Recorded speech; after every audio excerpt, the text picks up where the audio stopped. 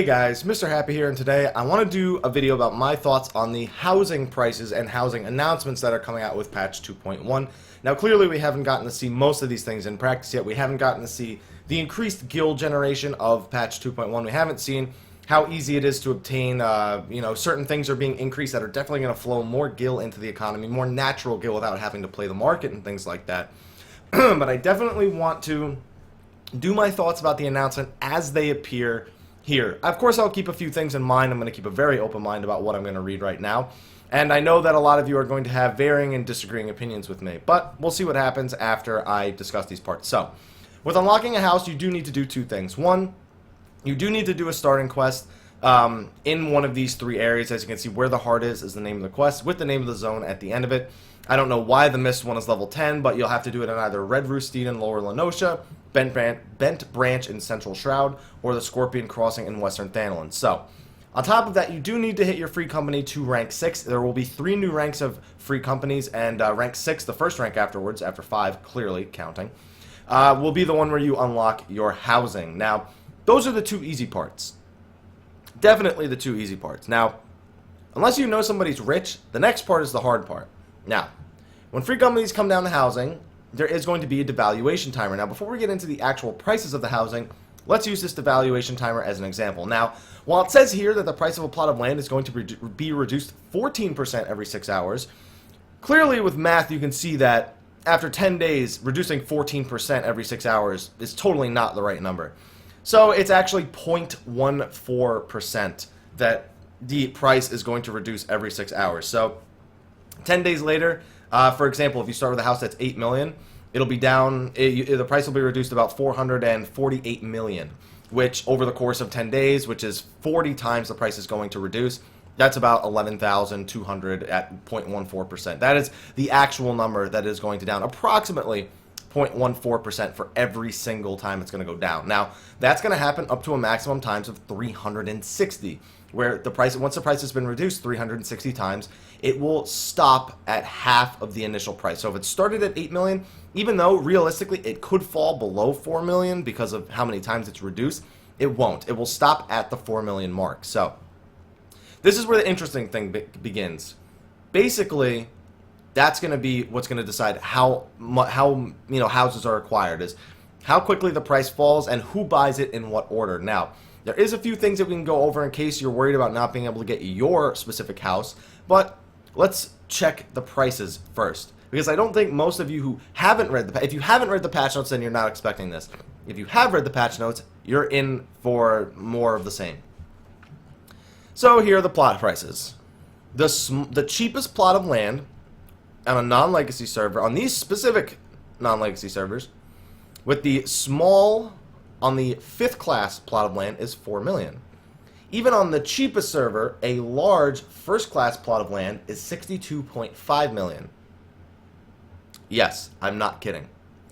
Now we go down to the most expensive server, where a small 5th class plot of land is 40 million, and the most expensive on the 1st class plot is 625 million. So if you were somebody who thought you had all the money for your house set in stone, unfortunately not. Now, of course, I'm on that list. I don't have nearly the money to buy a house. Even if I were to put all my gil on one of my alts, nowhere close, because I'm not a big gil maker. You know, I don't spend my days on the game crafting and things like that, so I don't make a lot of gil. I make a little bit here and there, and it pretty much sustains me throughout my everyday gaming experience. Now, should I want to invest into a house, which I do, I'm going to have to do a lot of gil farming. Of course, I'm going to do that on my alt, because my main, the free company that I'm on my main, Legacy, they're going to have their own house. They're going to have their own thing. I don't know what their plans are, but this is definitely going to be interesting to see how people adjust to this. And there's a lot of controversy going around about why these prices are this high. Some people think it's because the RMT have inflated the servers. Some people think it's because they just want to sink as much gil out of the economy as they can. Some people think they want to sink the gil out of the economy so that they can allow for non-legacy and legacy server transfers, which is a possibility, and I imagine these plots of land, even though they will of course be going down, I feel like they will see future adjustments. I don't think in patch 2.1 they'll see any future adjustments, but definitely sometime along the line, I imagine them sort of leveling once they see the economies sort of level out, they'll probably change the initial cost of some of these plots of land if they release more plots of land. Now, my personal opinion, I can see why they're doing this. It's not just to get gil out of the economy. It's not just to try and seize more RMT gil by seizing houses that are bought with RMT gil. It's to keep you playing longer. Now, I know that doesn't seem exactly right because you'd think, oh, well, once I have my house, I'm going to be playing even longer, so why not let me get the house immediately? Well, what they want you to do is they want you to have a large economic goal. They want you to spend time in the game farming gil and spending time with your friends and communicating on what plots of land you're going to buy. They want it to be a whole huge house buying experience, almost like buying a real house. Obviously, not really, but you understand the analogy that I'm making here. And while I do understand that, we are in an age of gaming that I don't really think allows for that to happen all too often. So I'm kind of curious if it's going to be their bane or if this is actually going to play to their favor and actually have people logged on more and farming up more. I think that the people who are fans of the game will definitely spend the time, and they'll definitely go out of their way, and they'll try to farm guild. They'll use the new dailies. They'll start doing guild leaves for some additional money. They'll start playing the markets a little bit. They'll start doing treasure hunts. They'll definitely participate in all of the content in order to raise the money for this. You're going to see people selling housing items that they were going to use themselves probably just to get the plot of land. There's going to be a lot of money flowing through the economy when 2.1 hits, and it is specifically to try and get a house, which is your ultimate economic goal. Now, of course, there's going to be people who don't care about the housing, who just want to play everything else, and they'll let their free company worry about it. But overall, I think as somebody who grew up with the games that sort of had those long grinds, I don't mind it as much. I would have liked to have seen more reasonable prices, but I know some people who are rich, and this is definitely going to put a dent in their pockets. Like, there are people who, after 2.0, made hundreds and millions of just selling items when the servers were fresh and items were rare. There are people who have made a lot of money, and there are people who are in free companies with lots of people who have made that kind of money. So I can definitely see those are going to be the people who definitely get the first class plots of land, and then you're going to have the smaller free companies, you know, trying to get the medium houses and the small houses, depending on which plot of land.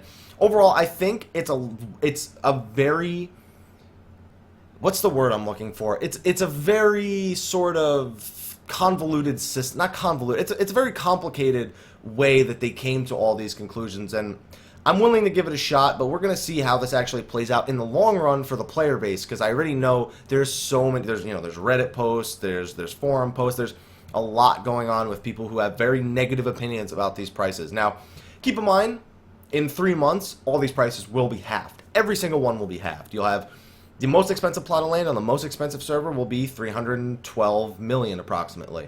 You're going to have the most expensive plot of land on a non-legacy server on the top of the list be 31 million approximately. Now, does that good? Yeah, that's good. The prices will drop eventually, and it does mean that people will eventually be able to get the houses they wanted. So you can save up over the next 3 months and eventually get the plot of land. But then a lot of people are going, well, what if the plot of land I want is gone by the time I have the money for it? Obviously, I'm not a big money maker, but I really want that plot of land. Well, just like in real life, you'll probably have to work for it in order to get the money quicker. But there is some bit of good news in this. Even if you're not somebody who makes a lot of money, but you are going to be working towards a house, there's not just one ward. Now, a ward is a zone that has 30 houses in it. Now, the Mist has, let's say, 2 wards. It's got 2 instances of the Mist, so that's a total of 60 houses, each completely identical with the same exact plots of land available. So if your house is not available in one ward, there's a chance it may be available in the other. Now, if your house is a very coveted one, that may not be the case, but they have said that they will add future wards should the population, based on the population and economy of each world. So we can expect a lot of houses to be available. I mean, that's about, let's just assume each zone has 2 wards. That's about, what is it? That's 180 houses that are available. And 180 is a lot of houses, especially considering each free company can only buy a single house. When personal housing comes out, if it comes out, we can imagine there will be another ward for personal housing with, again, adjusted prices. So overall, I think it's a big sort of, it's almost like an economic end game is really what it comes down to. It is really the ultimate goal to spend your money on. It's almost like a relic of Final Fantasy XI, except it's a house. And other than that, you will have to spend money on the house itself. Once you have the actual plot of land, you will need to spend money on the house itself, which we've been told will be significantly lower than the actual cost of the plot of land, which I'd hope, just because, you know, after you've spent 625 million, odds are you don't want to spend another 300 million. Now, other than that, everything else is really basic. Once you build the houses, you can change the settings, you can remodel the estate, you can put it into a layout mode with outdoor furnishings. You can have, depending on your plot of land, you have a set amount of furnishings that you can put in or around your house. 20 for a small, 30 for a medium, 40 for a large. I think that's a lot considering the size of some of these things, and definitely considering how that's like 40 items to just place in your front lawn is a lot. I don't think I've ever seen anybody outside of Halloween with 40 items outside their house. Hell, even rich people, just if they put anything, it's like a basketball court or something. So this definitely seems like a good amount of furnishing to even for each individual plot of land. It's definitely a good amount of outdoor furnishings. As for the indoor furnishings, there's cottages, houses, and mansions. Cottages can still hold 50 items, which in my opinion is still a lot. I imagine sort of a living room setting, like I'm in my house right now. Living room setting, I see couch 1, couch 2, couch 3, table in the middle. Let's see, you have a lamp in the back. You have like a mini table in the back. You got the TV and you have the fireplace. That's like, I didn't even count. There's like 8 or 9 items. So imagine having that, and then also being able to put any of your additional furnishings, you know, beds, extra TVs in other rooms, being able to put your the mannequins up so you can hang your armor, having a cool chandelier, things like that. I think even the small houses offer a lot in terms of their customization. I would like to see some, with over 300 items though, I definitely see people making changes quite often, like, I don't really like that lamp anymore, let me change that. And that's definitely going to, again, flow money out of the economy, because once you put a furnishing in a house or outside of a house, it can no longer be sold. So you definitely have to be sure that you want to invest the time and the money onto actually placing these things in your house and furnitures. Now, you can actually paint your fixtures and furnitures. Of course, not all of them, but certain ones you are going to be able to change. Of course, you have individually, you can actually dye them, is what the menu says right here. As you can see right here, it's showing dye. And then, of course, we have the last bit of details is relinquishing your land. If you're like, I don't really like this plot of land anymore, first you have to remove the house and all of the furnishings inside and outside of the house. Once it's completely vacant, it can be relinquished in the housing menu. Only free company members with the right authorization can do that. Gil will not be refunded though, so you definitely need to be careful. I think it's kind of wrong that no Gil will be refunded if you're literally relinquishing. You're not even selling the house. You are legitimately just letting it go. Like you're just like, hey, it's out there, guys. Just so you know, we're leaving. It's gone. And it almost seems kind of weird. That definitely makes it an even bigger Gil sync. So what do I think about all this? What do I think about the Gil sync and everything? Well, overall, I think on some servers, a Gil sync is definitely needed for the economies to level out. And until that happens, I don't see them opening up legacy and non-legacy server transfers. There's just too much of a difference in economy where even though you can only take over a certain amount of Gil, you can turn Gil into items and then sell the items on the new server, and you're basically rich on that server. So I don't know. I'm sort of indifferent about it because I'm not going to be purchasing my own house for a while, and I already am going to be, and I have been saving up money, and I'm going to continue to save up money, and I'm going to continue to play. But this is definitely an ultimate end game economic goal. So definitely, with your free companies, work together, decide how you're going to farm the Gil, how much of your Gil you're going to be putting towards the house, and then figure out the rest, the furnishings and everything. Decide if you want to use your furnishing items that you've saved up, sell them to get your house a little bit quicker. You can always farm them later, and they're going to be increasing drop rates on certain ones. There's going to be tons of new furniture to get. So definitely don't be shy about selling those kind of items, in my opinion. But anyway, overall, I think the housing is going to be a great deal of fun once you've gotten past the prices of land. Once people have obtained their houses, and I guarantee you a lot of people will be obtaining their houses more quickly than they think with a lot of the Gil that's going to be coming into the economy. I definitely think it's going to be a lot of fun based on what I've seen. Over 300 furnishings are going to be available, and we can imagine that we are going to see a lot of cribs-style videos on YouTube, guys. Anyway, thank you for watching. Hopefully you enjoyed this video. Well, maybe not the housing prizes, but the video itself, hopefully you enjoyed. If you did, please like, favorite, subscribe, and share for more Final Fantasy XIV information and videos. Also, be sure to follow me on Facebook and Twitter, where you get regular updates about the videos that I am doing, as well as when I'm posting them, when I'm going live. Oh yeah, and by the way, follow me on Twitch as well, because I do live stream Final Fantasy XIV, other classic Final Fantasy games, and I will be streaming other games throughout the year of 2014. But anyway, guys, thank you for watching, and until next time, take care.